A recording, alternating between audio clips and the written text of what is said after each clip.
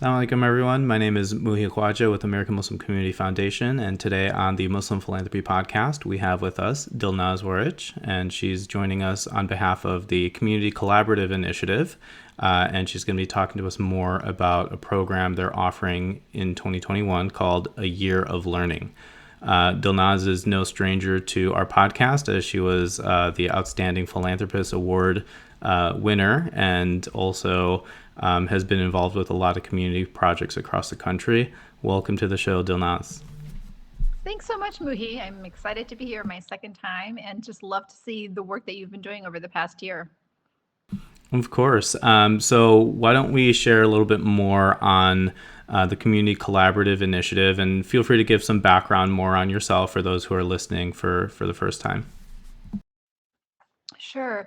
So, like you had mentioned, Muhi, we're part of the Community Collaboration Initiative. So in 2018, I was speaking to just different Muslim-led nonprofits, really understanding, number one, how diverse is their board?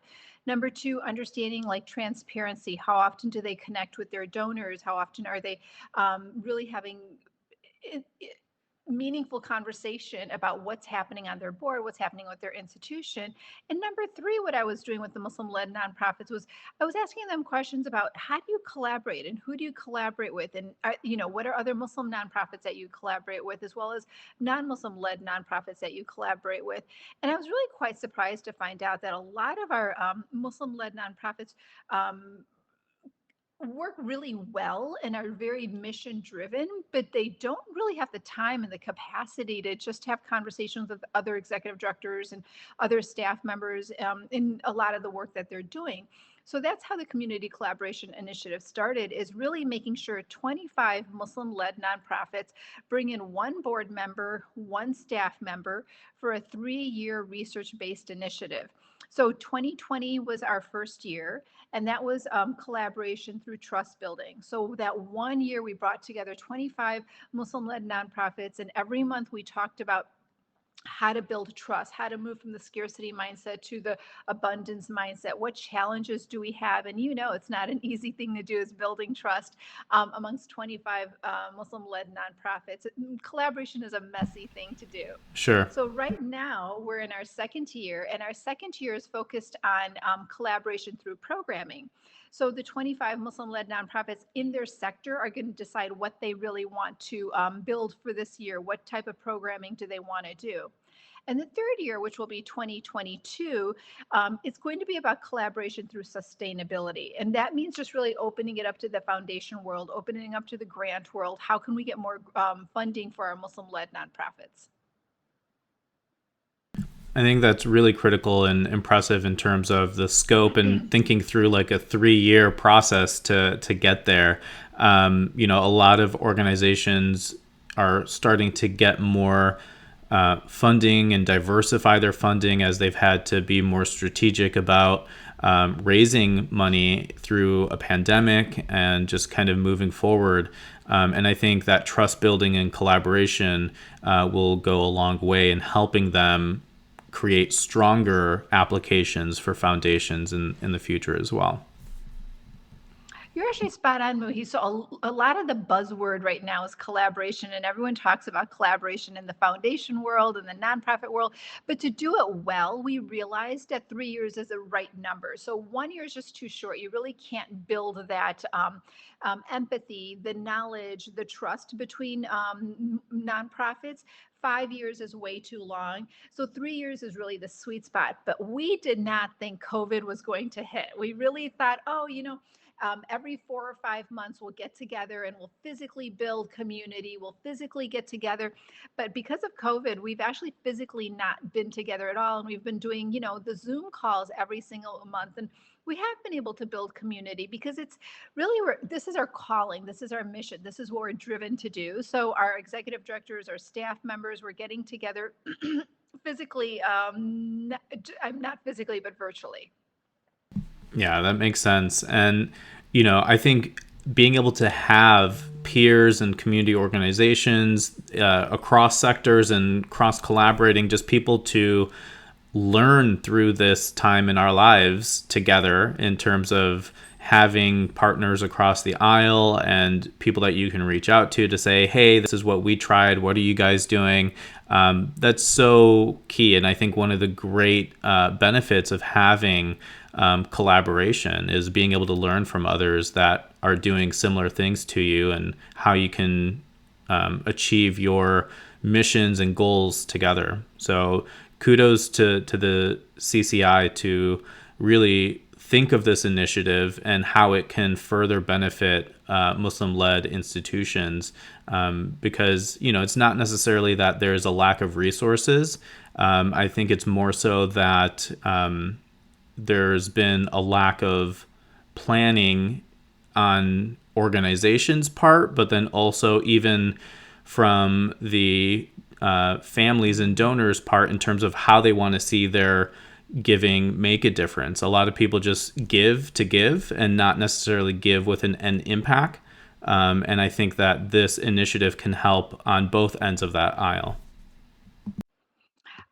So I think about Muslim philanthropy, right? So I remember when I was younger, I always thought about the word philanthropist, and I thought, oh, that's like a rich white man. I literally thought a philanthropist was a rich white man. And now I think it's really important that we reclaim that word, because as Muslims, we give our zakat allocations, we give sadaqah. Right. And so we need to reclaim that word and realize that Muslims have been philanthropists ever since, during Prophet Muhammad, peace be upon him's time. And then after his death, how Abu Bakr radiallahu anhu and how Umar radiallahu anhu really institutionalized the importance of giving zakat, and how important it is to give in certain areas, and how to give it respectfully, and how to make sure that our voices are heard. And it's sometimes you have that hadith about, giving with the right hand so the left hand doesn't know. Sure. And it's really your intentions. It's your intentions of how you're giving and why you're giving and how you're driving for change. So some people really don't want to get heavily invested with the organization, whereas others really want us to see small nuanced change occur, and they want to have regular reporting. So it depends on your intentions. It depends on what type of drive you're looking for and the change you're looking for. But with Community Collaboration Initiative, it's really driven through a form of transparency. So there's a transparency between the facilitators that we have, our PI, which is Dr. Shark Siddiqui from Indiana University Lilly School of Philanthropy, from our project manager, which is Ruhi Yunus, and all of our facilitators, our neutral facilitators, listening and doing this work for passion. That's really impressive. And I think you hit it head on in terms of, philanthropy, at least in the United States, and definitely mainstream philanthropy in terms of foundations giving money. AMCF is committed to hopefully decolonizing philanthropy, demystifying philanthropy, and democratizing philanthropy. I think those are three key areas in which we hope to make and help families make that transition to see the benefit of, donor advised funds, of giving circles, of ways in which that they can collaborate in their giving to help other causes as well. So, Muhi, in our third year of CCI, it's collaboration through sustainability. Mm-hmm. So, our first year was collaboration through trust building. And throughout that first year, while the conversations were being had between Dr. Shark Siddiqui, our facilitators, and our Muslim-led nonprofits, I was actually speaking to quite a few foundation CEOs, presidents. I was speaking to smaller foundations, community foundations. I was really learning a lot from these peers. It was like a lot of peer-to-peer learning. And what I found out is three things. Number one, foundations and community foundations, they want to give to Muslim-led nonprofits. They're just not sure how much to give and what are they doing, the Muslim-led nonprofits. So there's a lot of misinformation there. Number two, I found out there's a portfolio about racial equity, about giving, being inclusive. But a lot of time, Muslim-led nonprofits are not part of that portfolio. And if they're not part of it, I wonder why they're not part of it. And the third thing I found out is we really don't have Muslims making these influential decisions. We don't have Muslims in the decision-making spaces. So when I was speaking to the presidents and CEOs and a lot of these people having these conversations to do grant making, we're not there. The correct information's not there. And those decisions aren't being led for the Muslim nonprofit. So how do we change that? And that's how I wanted to really share with you, Muhi, today about the year of learning, the learning launch, which is starting on February 18th. So our first event is going to be February 18th. And I know you've got the whole website going there. So we'd love for you to click on and register. The event is February 18th from 12 p.m. Central Standard Time to 4 p.m. Central Standard Time. And what we're trying to do in that first event, and it's the first event of 4 that are going to occur in 2021, is number one, we're really creating an awareness. We're creating an awareness about the Muslim American community. Number two, we're doing education about the nuances and the diversity about the Muslim American communities. And the third thing we're trying to do is we're really taking action towards the foundation to build a deeper relation with the Muslim-led nonprofits. So it's about action, awareness, and making sure that we are taking action to have leaders and influencers in these foundations that are going to be making these decisions. I think it's hyper critical for the Muslim community to be involved. And like you said, we need people from our community, or at least allies to the Muslim community, to be in positions as program officers and vice presidents of impact, and all the way up to CEOs and presidents at foundations, so that we could have more Muslims on boards of foundations and in the decision-making process of their strategic planning, so that when they do have initiatives like racial equity, social justice, interfaith or human rights, or so many causes that intersect to the Muslim community, that Muslim-led institutions are also part of the process as well. So, February 18th is the first of a few conversations. You're hoping to do this quarterly, as I understand? We are hoping to do this quarterly. We have a total of 5 conveners. We were very fortunate to have these conveners really from the get-go. And our conveners are number one, Hilish Patel from the Field Foundation. So it's amazing to have Field Foundation really be a galvanizer for the year of learning. Our second conveners are Rima Kamran and Dr. Dilara Saeed from the Illinois Muslim Civic Coalition. They've been a driving force straight from the beginning. And our third conveners are Ruhi Yunus and myself. So what we're doing from Indiana University Lilly School of Philanthropy, along with the Waraich Family Fund, is we're bringing these 5 conveners together. So we were really the ones that were thinking, how do we get the foundation world to understand about the Muslim American communities? How do we make sure that funding is there for these missions that are creating a better America, that are really open to the entire American community? And why aren't we getting these fundings? So what we also did is speak to the indigenous community. So Megan Bang from Spencer Foundation, she's the vice president of the Spencer Foundation. So we spoke to her quite a few months ago while we were having these very impactful conversations between the conveners. And Megan did an amazing event in 2019. She brought together 500 she brought together 500 philanthropic individuals to learn about the Native American community. Again, it was education, awareness, and how to take these action steps.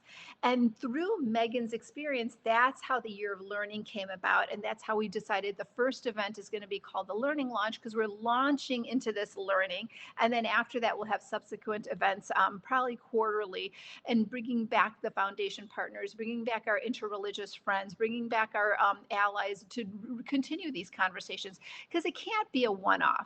And it can't just be, I need something right now. It's more about a relationship building, because we realize that first conversation is important, but really nothing gets done during the first conversation. But how does the second and third and fourth conversation really build that nuanced relationship and the conversation that leads to better second and third conversations? Yeah, and I think your example of learning from the indigenous community just showcases the importance of allyship and how the Muslim community can learn from other communities.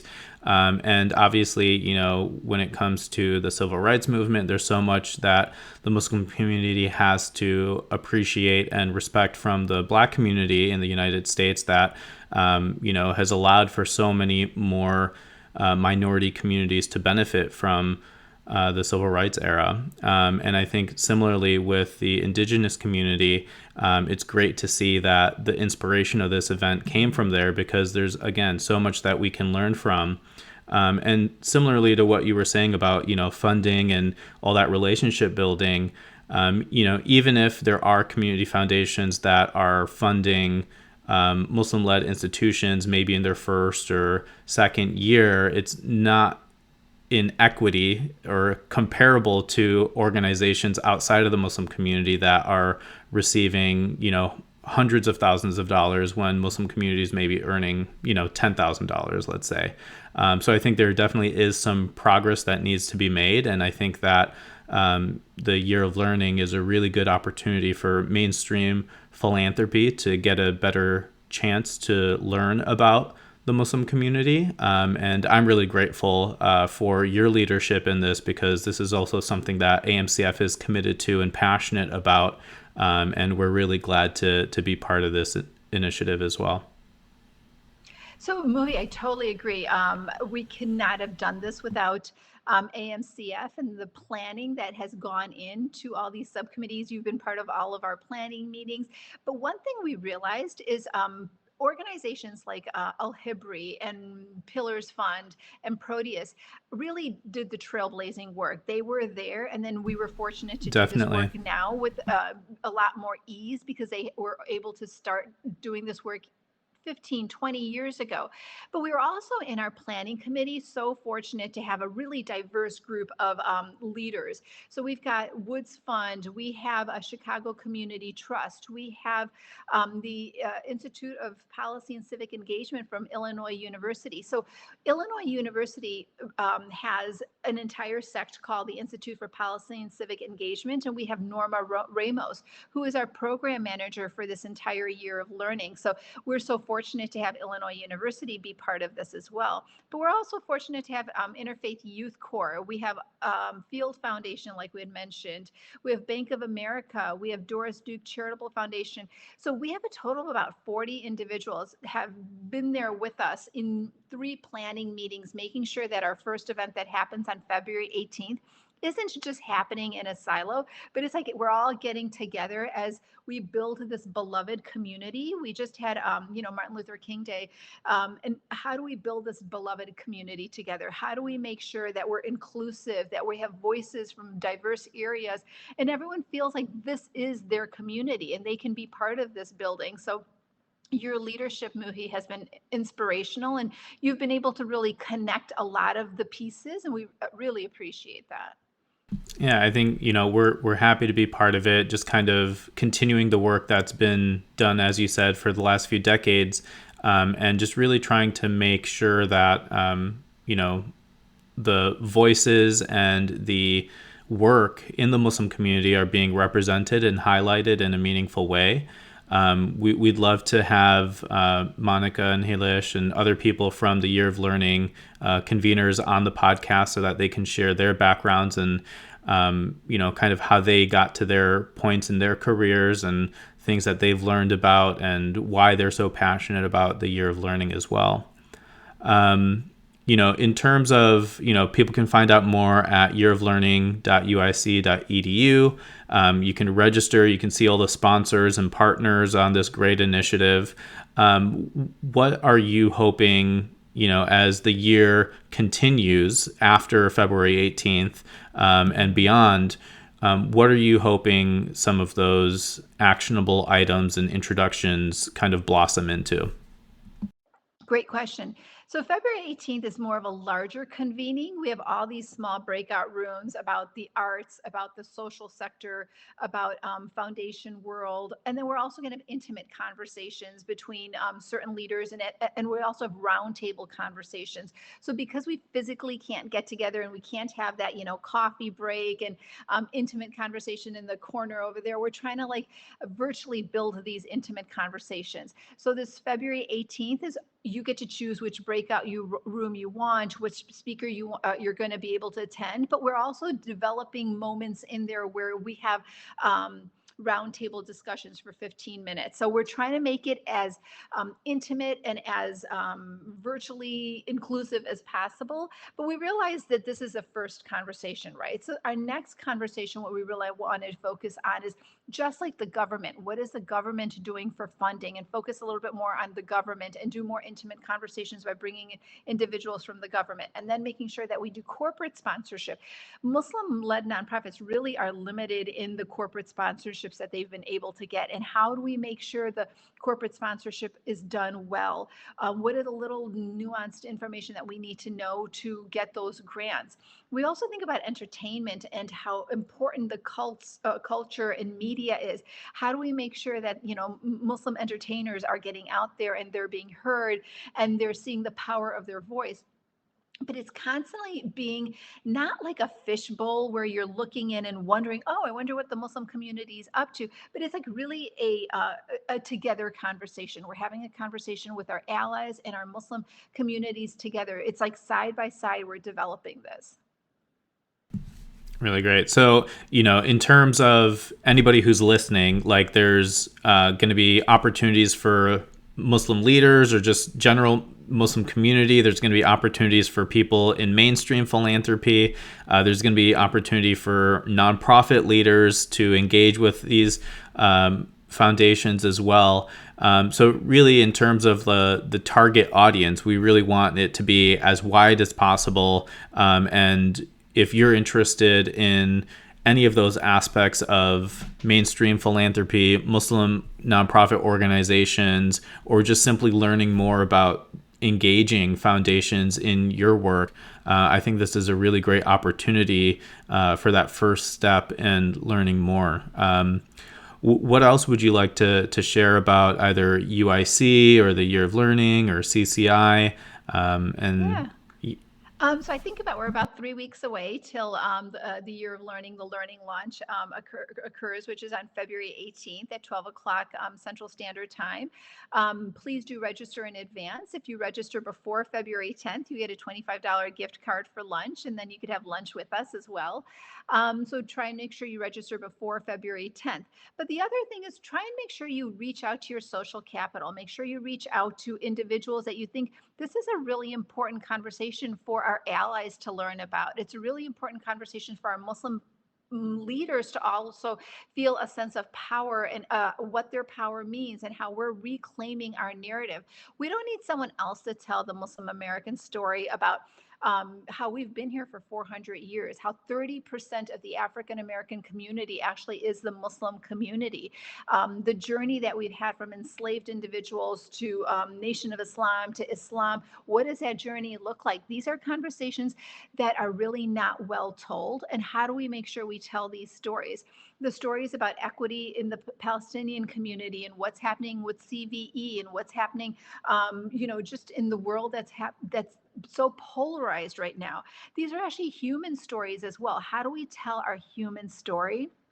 So we see each other not as the far right or the far left or, one sect versus another religion, but we see each other as humans. So I think February 18th, you're going to hear a lot of human stories, and you're going to hear a lot of stories that you're just going to want to learn about and continue to learn about. So this will just be like a introduction to a longer journey together. That's great. And then will there be some of the learnings that you've had from CCI integrated into this, just kind of as a report out for people interested in seeing the progress of CCI as well?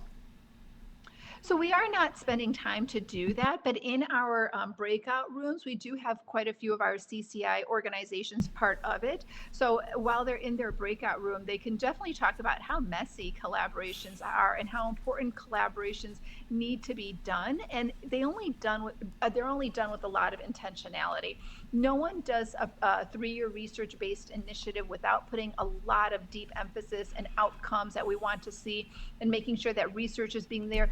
And then also what's going to happen at the end of the 3 years, right? That's so important. Once you've done the 3-year research, who's going to be reading the report, and how are we going to do, small white paper reports so all the foundation partners can have it on their desk, all the Right. program officers can read about this. So there's really a strategy for once it's done as well. So after the first year, on December 6th, we did have a convening, and we were able to bring together about 140 individuals to learn about the 1 year of CCI. Mm-hmm. Then our second year in December, we'll also do a report out as well. And then the third year, we'll definitely do a report out. But when the entire 3 years is done and the research paper is done, that's going to be really just fascinating, the unrolling, and how are we going to do the unrolling, and what universities can we really present this information to, because it's an important piece of information that has not been done before, and how do we make sure that others are learning from what we've been able to put together as well, because our Muslim-led nonprofits ranged from 100,000 to around 10 million. So we really chose organizations that were newer, as well as organizations that were really well established In terms of their budget size. in terms of budget size. And then, the reason why I ask is because I think, as we're convening all of these leaders in philanthropy together, I know that the learnings from CCI are part of what I want to share in our outreach to community foundations when we apply in grants, because it'll just showcase the in-depth ability for organizations that are Muslim-led institutions to achieve their goal. And the more research we can have around that, the more we can make our pitch and story to the foundations that we're applying to as well. So I think it's really relevant. I think it's really great what CCI and both A Year of Learning are trying to do. And I really appreciate you spending some time with us to share a little bit more. And looking forward to the 18th and all of the subsequent events that are going to be held. Thank you, Muhi. Muhi, honored to be here. Likewise. All right.